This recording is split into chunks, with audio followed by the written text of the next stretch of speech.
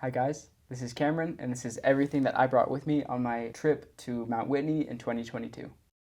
Alright, so as a little bit of background for the trip, my friends and I decided to go out and do the Mount Whitney Mountaineers route on April 30th of 2022. We did the trip as a 3-day, 2-night ascent.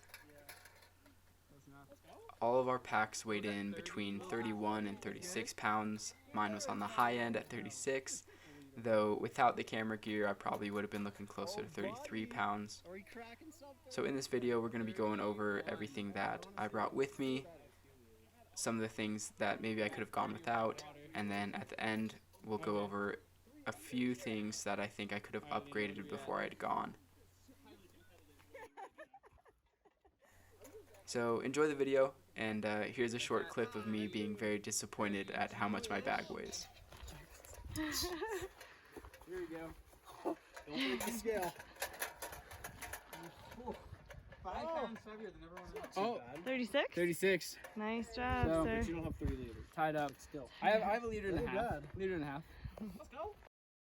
So I brought with me the REI Co-op Flash 55. I really like this pack. It's pretty light. I think it's only like a couple pounds, more, 2-3 pounds.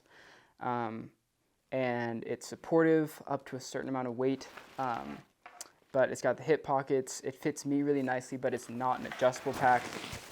So if you're the kind of person that likes a lot of adjustability, it's not ideal for you. If you think you might want this pack, I would say go ahead and go try it on, find the size that fits you best. But it's also pretty cheap. I think it only retails for like $200. So yeah, nice $200 pack. For the sleep system, we went with Big Agnes Tiger Wall UL3. Great tent, not the most durable tent in the world. It was a buddy's tent. I think we tore it twice on one trip, just from not being careful, or you push on the side of the tent wall. It's really not a very durable tent. If you're really into the ultralight scene, I get it, but I would personally rather carry an extra pound on my back and have a tent that's not going to rip on me. Other than the tent, though, this is my sleeping system that I went with on the trip. I had a Thermarest Z-Lite here. This one's seen better days, but serves me really well. Keeps me elevated, especially in the cold.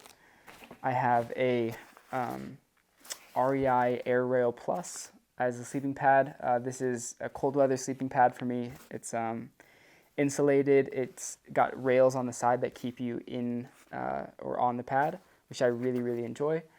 That being said, it has sprung a leak and I can't find it. So comfy pad, maybe not the most durable.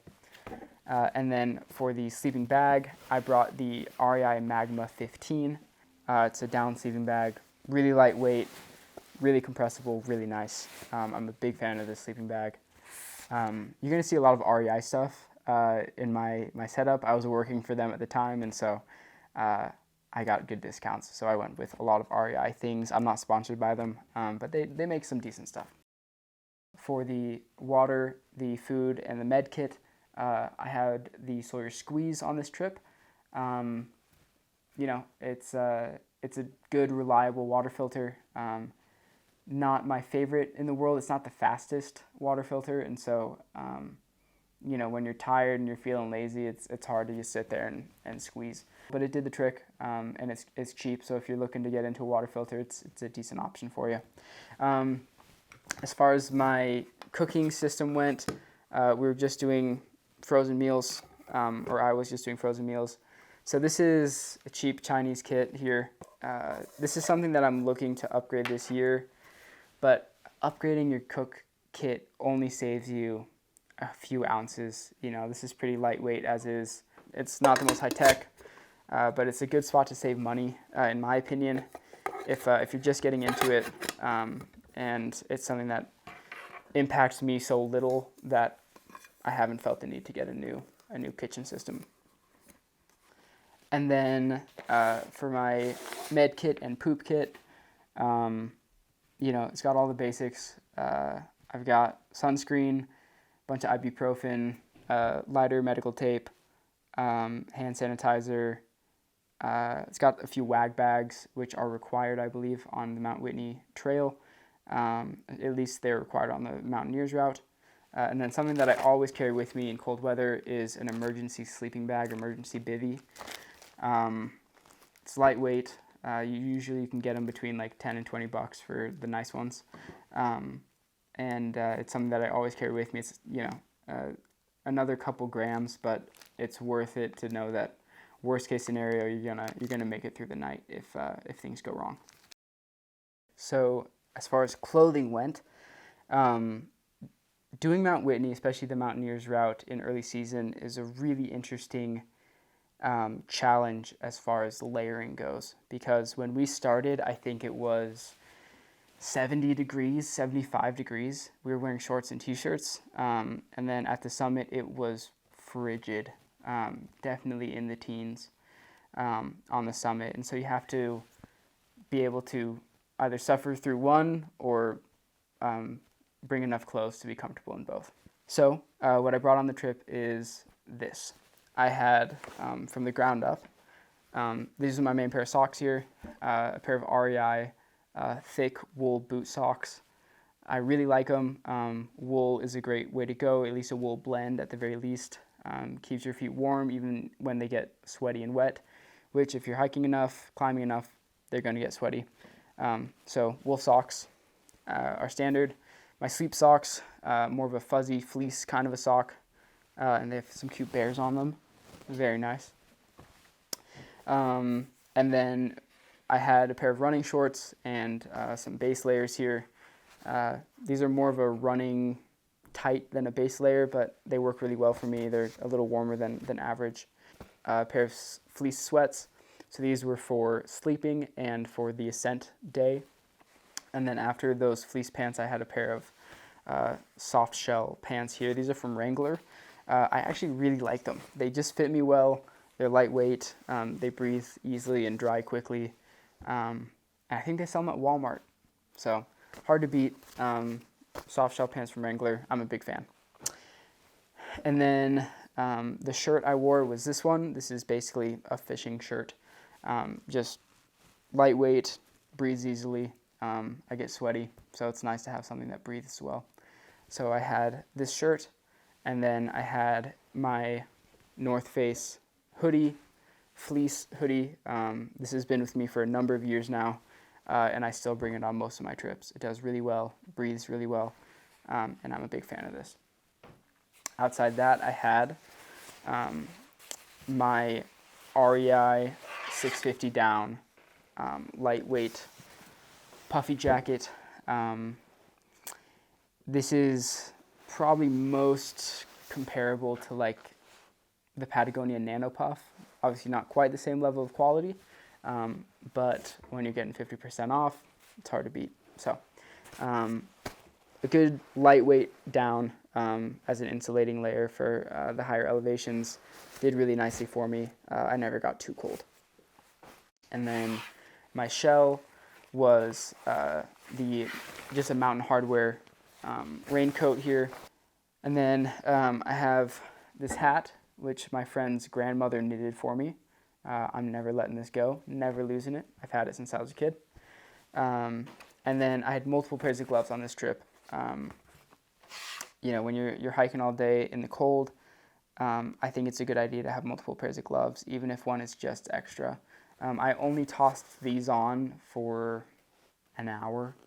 For the rest of the trip, I was rocking with my liners and my standard winter gloves here. Leather palms here, and then these are a full leather mitten with a nice Sherpa lining, super, super warm, but pretty lightweight, pretty malleable here. Big fan of both those pairs of gloves. All right, now onto some of the gear. I brought an okay setup as far as some of the hardware goes. So the boots, I already had the boots. These are a very stiff pair of Loa boots. These are called the Baffin Pro, I believe. Yes, Baffin Pro 2. It's a good boot. I don't think it has a full shank in it, maybe half shank. I'll have to look it up. But yeah, Baffin Pro 2. It's a good boot. not the best boot. We'll talk about that later. And then a standard pair of waterproof gaiters. These are really, really important for any kind of alpine climbing. It protects you from getting wet, but it's also going to protect your boots and your pants from getting holes in them from your crampons. I just tore through a pair of Gore-Tex pants the other day. Wish I hadn't. The crampons in question were the Black Diamond crampons here. It's a good crampon, and they fit these boots well. If you have alpine boots, I do suggest getting the automatic crampons. They just fit better generally. But Black Diamond makes a good crampon. They've been making a good crampon for a number of years, so I'm a fan. Then a pair of trekking poles. We'll talk about the trekking poles in a minute as well, but whatever trekking poles you have are fine. I don't notice a huge difference between a super lightweight pair of poles and a not super lightweight pair of poles. These are not actually the same trekking poles that I brought with me on the trip. I have since upgraded, and I lost one of them. But it's always good to have a pair of trekking poles, especially if you're descending a long way. It helps a lot with the pressure on your knees. And then the axe that I have is the Gravel Zero. Or I should say this is the axe that I brought on the trip, another item that we'll talk about. It's good. It's got sort of a rubbery, plasticky handle here. And as you can see, it's got some age on it. I've put some miles on this ice axe. It's got a lot of dings and dents, but it's done well for me. All right, so now it's time to talk about the things that I would have changed with my full setup. The first one that I think I didn't do well was I brought 2 trekking poles, and over the last several backpacking trips, I've learned that I prefer to just have one. I find it just cumbersome to have 2, because I'd be going with 2 and then I'd have to put one in my bag and switch it out with the ice axe. It's easier to just hike with 1 trekking pole and 1 ice axe, in my opinion, or no trekking pole at all. So I would ditch 1 trekking pole on this trip if I were to do it again. The second thing is the boots. So the boots were fine, but it's more of a hunting boot than an alpinism boot. It's just not as stiff, it's not as insulated. So I would choose to replace that with, ta-da, my brand new boots. These are the Lowa Alpine Pro. I'm a big fan of these. There's lots of alpine boots on the market. The one that's best for you is the one that fits your foot the best. Lowa is a brand that I like. It's a brand that fits my foot well. Which is why I went for this particular boot as opposed to like a La Sportiva or something similar. So that's what I would do. I would replace the Lowa Baffin with the Lowa Alpine Pro. So I've got the Gravel Zero, and more recently I purchased the Black Diamond Raven Pro. I'm a huge fan of the Raven Pro for one reason and one reason only, and that is the way it fits in your hand here. So when you're climbing or mountaineering, you have to hold this thing for hours at a time. And it's amazing how tired your hands get just holding on to something.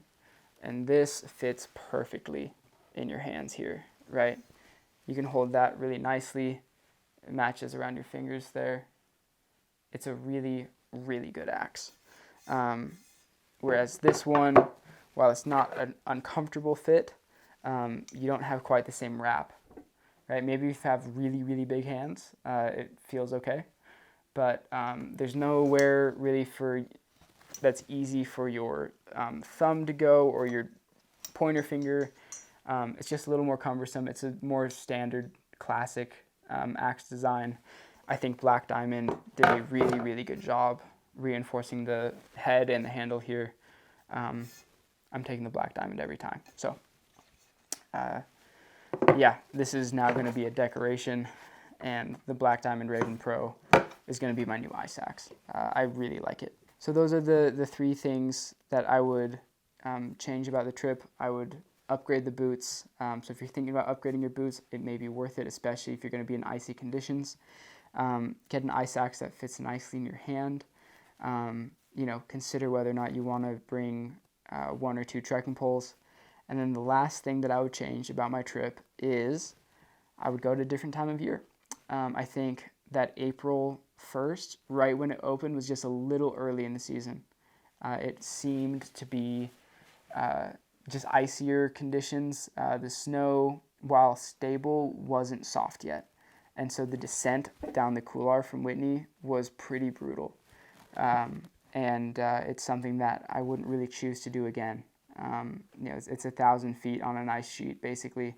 And maybe if I had been wearing these boots, I would have felt more confident on it. But from a descent perspective, it was just a tough one to navigate. And so I would probably, if I were to do it again, I'd wait until end of May, I think, or mid-May, depending on the year, just to wait for that couloir particularly to soften up. It would make the descent much, much more manageable and more enjoyable. And so, thank you guys for tuning in on this one. Comment what you think. If you think I'm an idiot, if you think there's some other thing that I missed that I should have brought. If you think I brought too much stuff, I'd love to hear it. Again, the total weight of my pack, including all my camera gear, came out to like 36 pounds, which I felt okay with. I wish it had been lighter, but at the end of the day, if you're doing 3 days alpinism, your pack's going to be heavy. You got extra stuff, you got extra clothes. It's a heavy pack kind of is the nature of the beast when it comes to alpinism. Wintertime is not the time to go ultralight, in my opinion. So, thanks guys for watching, and we'll see you on the next one.